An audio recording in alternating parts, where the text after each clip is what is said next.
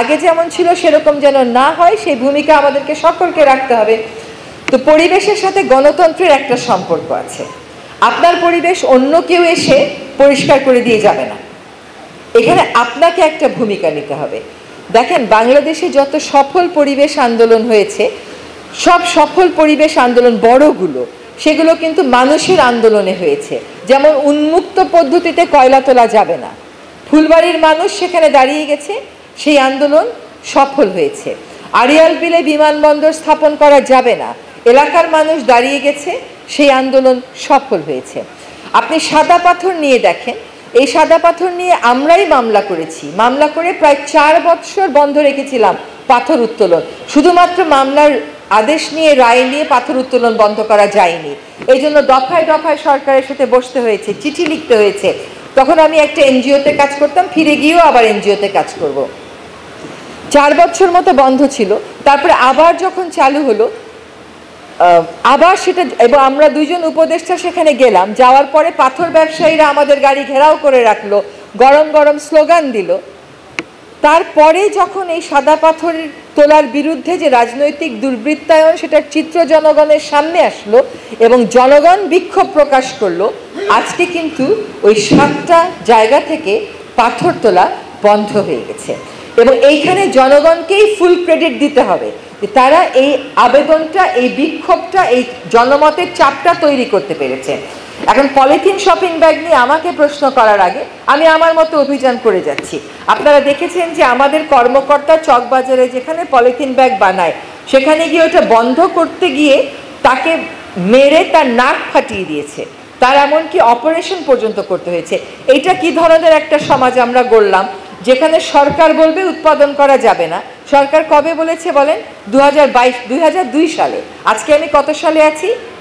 2025 সালে। এতদিন পর্যন্ত পলিথিন উৎপাদনকারী ব্যবসায়ীরা জানে না দেশের আইন? জানে তো। আপনি অন্য আরেকটা দেশ দেখান যেখানে পলিথিন উৎপাদন বন্ধ করেছে সরকার, কিন্তু ব্যবসায়ীরা সিদ্ধান্ত নিয়েছে তারা উৎপাদন করবে এবং তারা উৎপাদন চালিয়ে যাচ্ছে। এরকম দেশ আছে পৃথিবীতে আরেকটা? এরকম দেশ নাই। 2002 সাল থেকে 2024 সাল পর্যন্ত যে আইনি বিধান কেউ কখনো প্রয়োগের কথাই বলে নাই, সেজন্য ওই পলিথিন উৎপাদনকারী ব্যবসায়ীরা মনে করলো কেউ কোনোদিন তাদেরকে আর কিছু বলবে না। তাদেরকে কিছু বলুক আর না বলুক, এই দেশটা তো তাদের বাচ্চাদের গায়েই তো মাইক্রোপ্লাস্টিক ঢুকতেছে, তাদের পরবর্তী প্রজন্মই তো পঙ্গুত্ব বরণ করবে।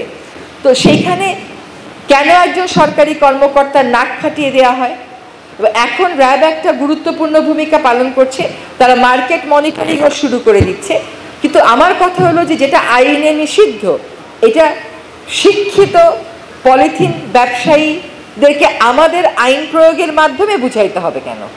তাদের তো নিজেদেরই এখানে এগিয়ে আসা উচিত ছিল। ফলে আমরা যেন, আর এইখানে যারা আছেন আপনারা একটু অঙ্গীকার করেন যে আপনারা যখন বাজারে যাবেন একটা করে পাটের ব্যাগ সাথে নিয়ে যাবেন। এইটা কিন্তু কোনোদিন বললেন না যে আপনার বাসায় পাটের ব্যাগ নেই। কেন থাকবে না? আপনি 5 কেজি ওজনের চালের বস্তা কেনেন না? ওটা তো আছেই। আপনার বাসায় পুরানো যে কাপড় আছে ওখান থেকে একটা হাতল লাগিয়ে নিয়েই তো আপনি যেতে পারেন। আপনি আপনার বাপদাদাকে বলতে শুনেন নাই যে বাজারের ব্যাগটা ধুয়ে দাও? কেন বলছে এই কথাটা? কারণ মাছের রক্ত লেগে গেছিল। ওইটুকুন পরিশ্রম আপনি করতে চান না?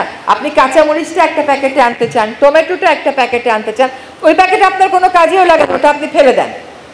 তারপরে ওটা কোথায় যায়? ওই আপনার পুকুরে যায়, খালে যায়, নদীতে যায়। তারপরে কি হয়? এখন বুড়িগঙ্গা নদী পরিষ্কারের দাবি তুলবেন? কেমন করে পরিষ্কার করব? ওইটার নিচে কতটুকুন পলিথিন শপিং ব্যাগ আছে জানেন? কি পরিমাণ পলিথিন শপিং ব্যাগ ওখানে জমে আছে? ওটা তুলে কোথায় রাখবো? জায়গা দিবেন আমাকে খুঁজে? তো এটা আমাকে চিন্তা করতে হবে না যে আমার কোন কাজে আমার সন্তানের উপর কি প্রভাব পড়ছে? তো পরিবেশ রক্ষাটাও কিন্তু আসলে গণতন্ত্রের মতন, সকলকে একটা অবস্থা পালন করতে হবে, সকলকে একটা অবস্থান নিতে হবে, যার যার দায়িত্ব পালন করতে হবে। তো আমরা আর কি বাজারে যাব পলিথিন ব্যাগ নিয়ে আসবো বাজার থেকে? আমরা একটা করে পাটের ব্যাগ নিয়ে যেতে পারবো? আচ্ছা, খুব প্রথম একটু কষ্ট হবে।